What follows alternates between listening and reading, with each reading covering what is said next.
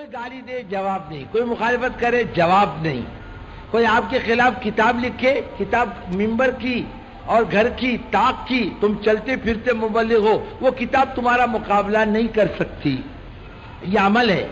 اور دیکھا بزرگوں اس کے مقابلے میں کوئی نہیں ٹھہرتا، اچھی اچھوں کی ہوا اکھڑتے دیکھیے۔ ایک وقت تھا کہ کام کرنے والے ایسے تھے جیسے چور، اور چور ایسے تھے جیسے شاہ۔ ایک وقت آیا بزرگوں منڈیوں میں تک اللہ نے باقی نہیں رکھا، ہے نکل باہر جا، تیرے جیسے بہت دیکھے، اللہ تعالیٰ راستہ دکھا دیتا ہے، اس میں نہیں لگنا، کون کیا بولتا ہے اس کو مت دیکھنا، کسی کی مخالفت کا جواب نہیں دینا، ہاں کسی کے خلاف پلان نہیں بنانا، بس کام کام کام کام کرتے رہو، اور کام ہر بات کا جواب ہے، ہم نہیں ہیں، کام کیا ہے؟ ہر بات کا جواب ہے۔ اللہ کے رسول صلی اللہ علیہ وسلم کو ایسے الفاظ سے یاد کیا ہے بعض مکے کے سرداروں نے، کوئی تم سے مجھ سے بات نہیں کر سکتا۔ آپ بالکل خاموشی کے ساتھ سنتے رہے، کہنے لگا واللہ ما رأینا شخلت علی قومی اشم منک فرقت جماعتنا وشتت امرنا وعاب دیننا وفضحتنا فی العرب۔ ہم قسم کھا کے کہتے ہیں آپ سے زیادہ کوئی کم درجے کا آدمی ہمارے نسل میں پیدا نہیں ہوا، تم نے ہم کو ذلیل کر دیا، ہمیں جھگڑے لگا دیے، اور ہم کو کوئی منہ دکھانے کے لائق نہیں رکھا۔ کیا چاہتے ہو؟ مال مال دیں گے، عورتیں عورتیں دیں گے، بادشاہ بننا چاہو تو بادشاہ بننے کے لائق ہو۔ آپ نے یہ نہیں کہا تو یہ غلط کہہ رہا ہے، یہ غلط کہہ رہا ہے، یہ کچھ نہیں، خاموشی کے ساتھ فرمایا افرقت یا ابو الولید۔ ابو الولید بات سے فارغ ہو گیا، کہا میرے پاس یہی تو اور کچھ نہیں ہے۔ فرمایا سن فإن أعرضوا فقل أنذرتكم صاعقة مثل صاعقة عاد وثمود، اگر تو نے میری بات نہیں مانی جو میں کہتا ہوں، جو میرا پیغام ہے، تو ایسا عذاب آئے گا بجلی کا جسے پچھلے نبیوں کی امت پر آیا۔ عتبہ نے حضور پاک صلی اللہ علیہ وسلم کے چہرے پر ہاتھ رکھا، ناشدۃ الرحم، صلہ رحمی کا واسطہ، خاموش رہو۔ اب چپ ہو گئے، واپس آیا، ابو جہل نے کہا کیا ہوا؟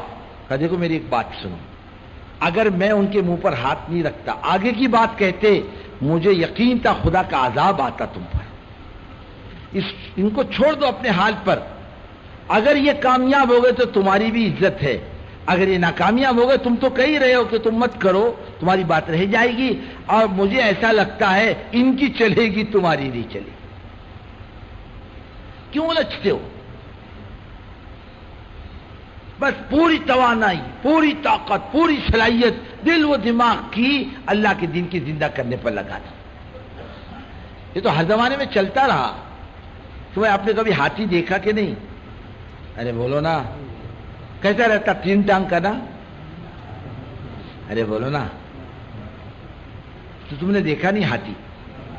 دیکھا نا کتنے ٹانگ کا ہوتا ہے؟ تھام سے بندھا رہے کچھ نہیں ہوتا، ڈولتا رہتا، وہ کھاتا رہتا، ڈولتا رہتا، اور راستے پر آ جائے تو 12 کتے پیچھے رہتے اس کے۔ کتنے کتے؟ بہو بہو کرتے پیچھے سے، لیکن ہمت نہیں کرتے آگے آنے کی۔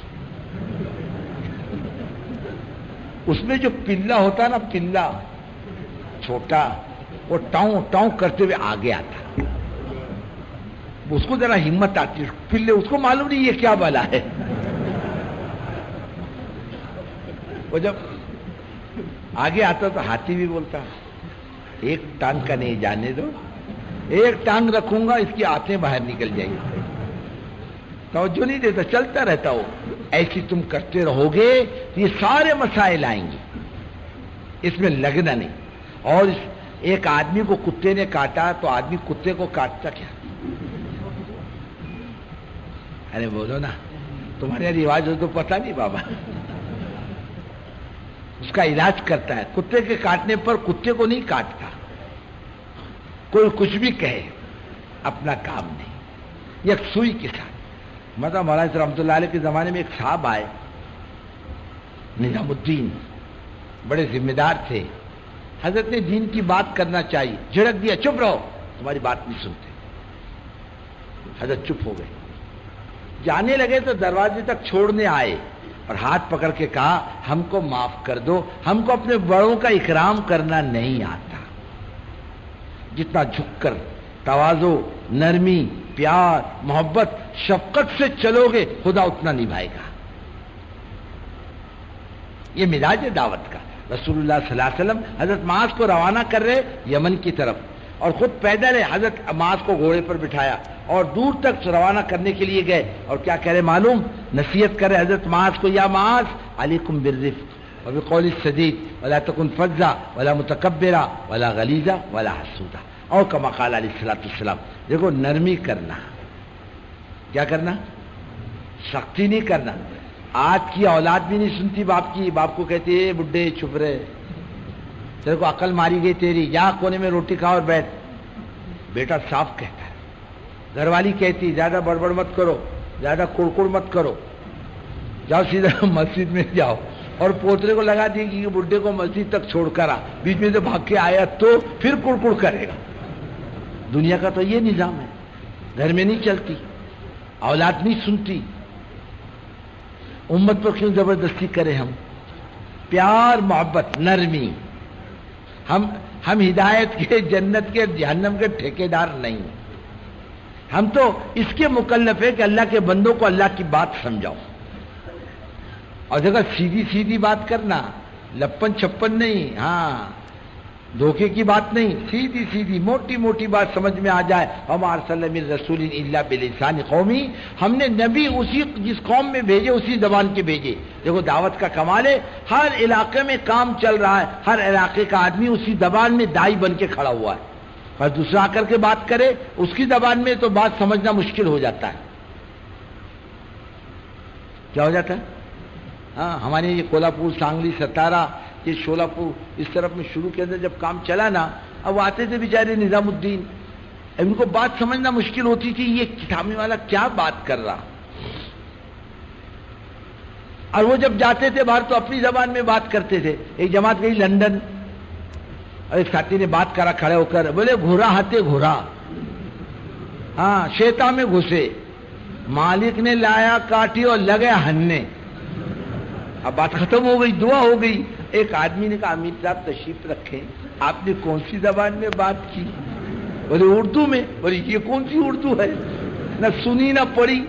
ہاں ایسے اللہ اسی علاقے میں وہی چلتا ہے. آپ جا کے بات کرو گے نا، ان کی سمجھ میں نہیں آئے گا، ان کی سمجھ میں نہیں آئے گا. ان کی زبان میں بات کرنے والے ہیں. ایک ساتھی کھڑا ہو گیا فجر کی نماز کے بعد 6 نمبر بیان کرنے، تو بولنے لگا جو نماز نہیں پڑھے گا فرشتے اس کو قبر میں کچا کچا ماریں گے. اب لوگ بول رہے بھائی صاحب یہ کون سی زبان میں بات کر رہے؟